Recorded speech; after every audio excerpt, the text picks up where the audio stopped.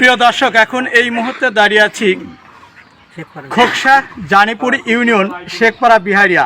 Janipur UP chairman Abdul মজিদের বিরুদ্ধে একাধিক অভিযোগ। মসজিদ, ঈদগাহ, গোরস্থান এবং হিন্দু সম্প্রদায়দের একটি ধর্মীয় প্রতিষ্ঠান। এই শেখপাড়া বিহারিয়ার পাশে একটি বিল রয়েছে।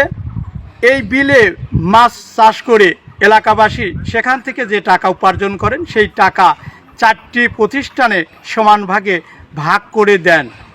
বিস্তারিত আমাদের জানিপুর ইউপি চেয়ারম্যান বিগত 3টি বছর এই বিলটি জবরদখল করে মাছ চাষ করে এলাকাবাসীর এই উন্নয়নমূলক যে প্রতিষ্ঠান 4টি প্রতিষ্ঠানেই ভেঙে দেওয়ার অভিযোগ করেছে।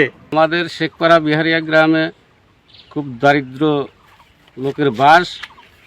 এই পাশে শেখপাড়া বিহারিয়া গ্রামের একটা বিলে মাছ সাইড দিয়ে ব্যবহার করা হয়।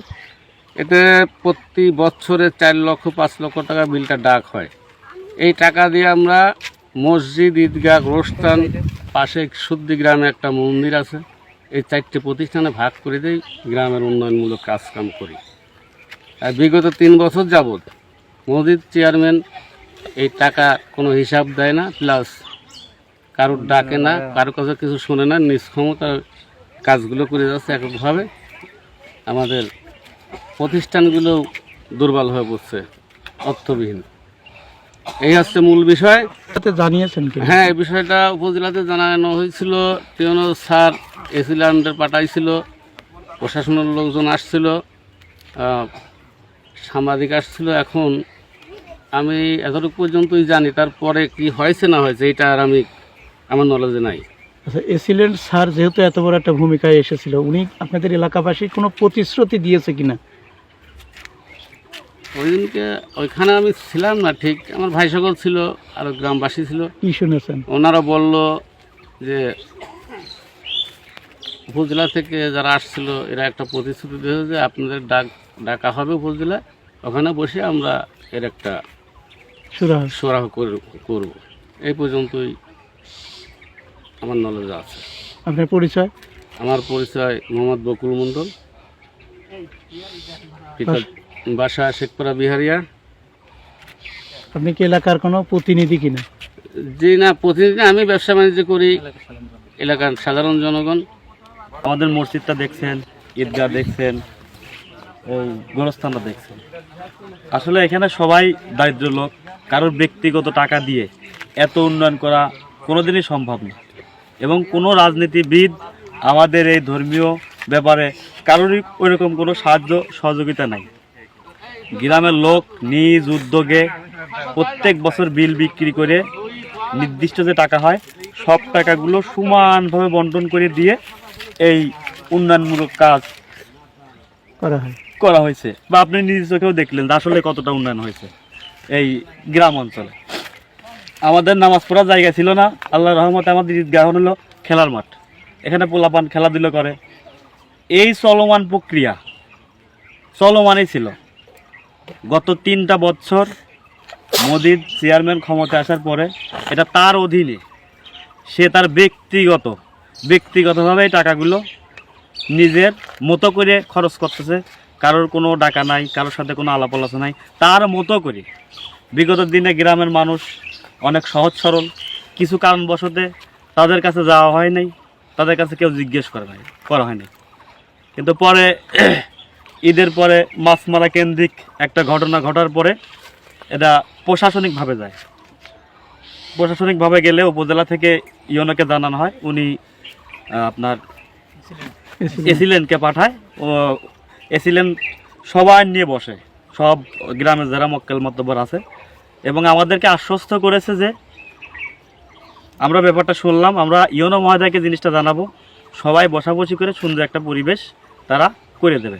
আর আমাদের গ্রামবাসীর কথা, আমাদের যে চলমান প্রক্রিয়া এটা যাতে চলমান থাকে, আমরা যাতে আরও উন্নয়ন করতে পারি, আমরা আর 5টা গ্রামে দেখাতে পারি যে না আমরা পারি। আমাদের ধর্মীয় প্রতিষ্ঠান আমরা কত দূরে এগিয়ে নিয়ে গেছি, কারোর টাকা ছাড়া। আমাদের ব্যক্তিগত সম্পদ, গ্রামের সম্পদ, আমাদের ব্যক্তিগত সম্পদ, এটা যাতে চলমান থাকে। আপনারা আসছেন, আপনারা জিনিসটা সবার কাছে তুলে ধরেন যাতে জিনিসটা এরকম চলমান প্রক্রিয়াটা চলমান থাকে। আর আমি বলি যে এটার এমন বিচার হোক যাতে ভবিষ্যতে অন্য কোনো লোক এই যে প্রক্রিয়াটা বেছে না নেয়। এখন তার ক্ষমতা ছিল, সে করেছে, আর একজনের ক্ষমতা হবে, তারা যাতে এগুলো না করে। এই যে চলমান প্রক্রিয়া, এই প্রক্রিয়াটা চলুক। আচ্ছা, আব্দুল মজিদ তো রানিং চেয়ারম্যান, আপনারা তাকে অবগত করেছেন কিনা আগে? এই বিষয়ে জি, এই বিষয়ে সে তো নিজেই ভিকটিম। এখানে যদি আমি একটা অপরাধ করতাম আর একজন একটা অপরাধ করতো, আমরা তার বিচার হয়তো তার কাছে নিয়ে যেতাম। সে নিজেই ভিকটিম, সে নিজেই এগুলো করতেছে। তারপরে তো একটা কমিটি থাকে, সেই কমিটির থেকে তাকে জানানো হয়েছে কিনা আপনি না, জানেন? কমিটি থেকে জানানোর আসলে ওই ধরনের পরিবেশ ছিল না। ওই সময় গ্রাম্য কিছু ব্যাপার ছিল, পলিটিক্যাল কিছু ব্যাপার ছিল, মানুষের কিছু ভয়ভীতি ছিল, অনেকেই বলে নাই। তো এখন আপনি কি চান? এখন চাচ্ছি যে একটা সুন্দর একটা বিচার হোক, যাতে আমাদের চলমান প্রক্রিয়া চলমানই থাকুক, প্রতিষ্ঠানের টাকা প্রতিষ্ঠানে যাক। আর এটা যেহেতু ইউনো মহোদয়কে জানানো হয়েছে, আমার একটা বিশ্বাস আছে তারা সর্বোচ্চ বিচার করে দেবে। 3 বছরে আনুমানিক কত টাকা হতে পারে আপনাদের? 3 বছরে আনুমানিক 12 লাখ বা এরও বেশি হতে পারে। তাহলে আপনি কি বলতে চাচ্ছেন যে এই 12 লক্ষ টাকা চেয়ারম্যান আব্দুল মজিদ আত্মসাৎ করেছে? নিঃসন্দেহে, কেন না, এটা সবাই প্রকাশ, এটা সবাই জানে, গ্রামের ছোট থেকে বড় পর্যন্ত সবাই জানে। এদের নিয়ে আলোচনা হয়েছে, ওইখানে সেদিন এসিল্যান্ডের সামনে আলাপ হয়েছে, উনি কোনো প্রশ্নের উত্তর দিতে পারেন নাই। আপনাদের চেয়ারম্যানের নাম কি? আমাদের চেয়ারম্যানের নাম আব্দুল মজিদ। আপনার পরিচয়টা? আমার নাম রুহুল আমিন, আমি এই গ্রামেরই সন্তান।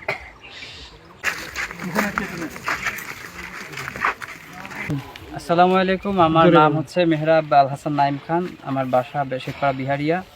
তো আমিও নির্যাতিত, আমাদেরও বিলে একটা বড় পুকুর আছে, যেহেতু নির্বাচনের পর থেকে আমাদের জোর জুলুম করে আমাদের পুকুরে মাছ আমাদের খেতে দেয় না, তারা নিজেরাই মেরে খায়।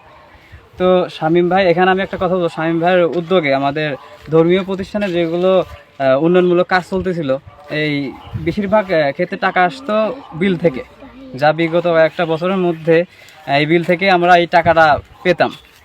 তো যেরকম কথা ছিল ঈদগাহ উন্নয়ন করবে, ঈদগাহের উন্নয়ন করবে, এবং পাশে আছে গোরস্থান, তারপরে মসজিদ, আরও অন্য ধর্মীয় মন্দির, এটা পরে কথা। কিন্তু আমাদের এলাকায় বিলটা যেহেতু আমাদের এলাকায়, উন্নয়নটা আমাদের এলাকায় বেশি হওয়ার কথা। তো এই মুহূর্তে আমাদের মসজিদে কাজ অর্ধেক হয়েছে, আর বাকিটা বলতে কি বেশিরভাগই পড়ে আছে। এটা হচ্ছে অর্থের অভাব। তো এই অর্থ যোগান দিত বিল থেকে আসতো। তো কথা ছিল এরকম যে বিলের টাকা দিয়ে এরকম করবে, ওরকম করবে, এত উন্নয়ন করবে, কিন্তু বিলের টাকাই দেওয়া হয় না বিগত 3 বছরে, প্রায় 3 বছর বেশি। তো হিসাব করলে 12 লাখের বেশি হয় টাকা, 12 লাখ মতো টাকা। এই টাকাটা আত্মসাৎ করছে আমাদের এলাকার চেয়ারম্যান আব্দুল মজিদ। তো আমরা এটার সঠিক বিচার চাই, এবং যতটা দ্রুত বিচার করা যায় ততটাই ভালো হবে আমাদের জন্য। এবং আমাদের আরেকটা মূল কথা কি, আমাদের বিলে হচ্ছে আমাদের এলাকার লোক অধিকাংশ হচ্ছে গরিব, বিলের উপর নির্ভরশীল, কারণ আমাদের মাঠ হচ্ছে বিলে হচ্ছে প্রধান। এই মাছ একটা অন্যতম একটা আয়ের উৎস, যারা গরিব মানুষ মেরে খেত, কিন্তু তাদের জন্য মেরেও খেতে পারে না। তারা যতটুকু মেয়াদ, তার মেয়াদের মানে বাইরে হচ্ছে বিলটা শোষণ করে, এই জন্য। তারপর খালটা তাদের দখলে আছে, গ্রামটা বলতে গেলে গ্রামটা পুরোই দখলে। আমরা যে প্রতিবাদ করবো, সেই প্রতিবাদ করার মুখ নেই, তারা ভয় দেখায়। এটার সঠিক বিচার চাই এবং খুব দ্রুত বিচার চাই। আচ্ছা, যে বিল থেকে আপনাদের আয়ের উৎস, এই বিলটা কি আসলে সরকারি কোনো প্রতিষ্ঠান কি না মালিক? না, এটা বেসরকারি প্রতিষ্ঠান, তাদের উদ্যোগ, আমাদের উদ্যোগ। এটা কি ব্যক্তিগত এলাকাবাসী? শেখপাড়া বিহারিয়া থেকে মোহাম্মদ হাফিজুল ইসলাম বকুল, বিটিভি নিউজ, খোকসা, কুষ্টিয়া।